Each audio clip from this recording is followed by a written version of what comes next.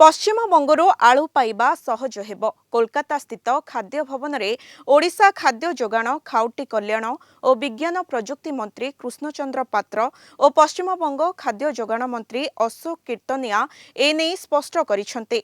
दुई राज्य सह जड़ित विभिन्न खाद्य और जनबंटन प्रसंग उपरे दुई मंत्री आलोचना करिसेंते। ओडिशा को आलू सरबराह क्षेत्र में साबलील करने योग्य हिताधिकारी निकटरे निरवच्छिन्न भावे खाद्य शस्य पहुंचाइबा व्यवस्था को अधिक आधुनिक और प्रजुक्ति निर्भर करबा भली विषय उपरे विस्तृत आलोचना होइछे। पश्चिमबंग खाद्य भवन ठारे दुई मंत्रींको सह आलोचना करिसेंते आम Kalinga TV Kolkata bureau head Pramod Mahanti.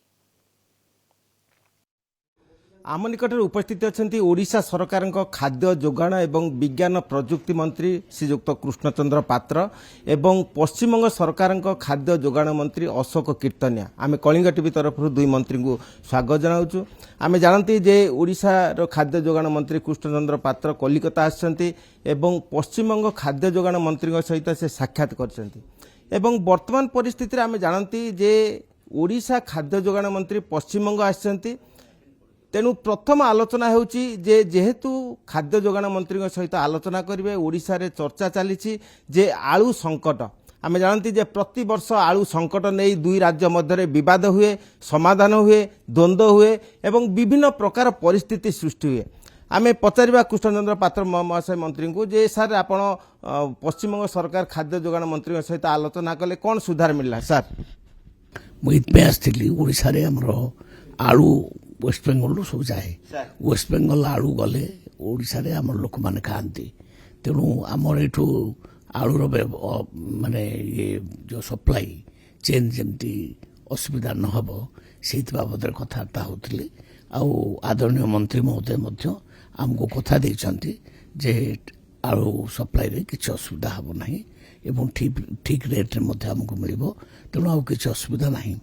ये खुशी खबर निश्चित भाव में ये आम दुईटाक राज्य में भारतीय जनता पार्टी सरकार।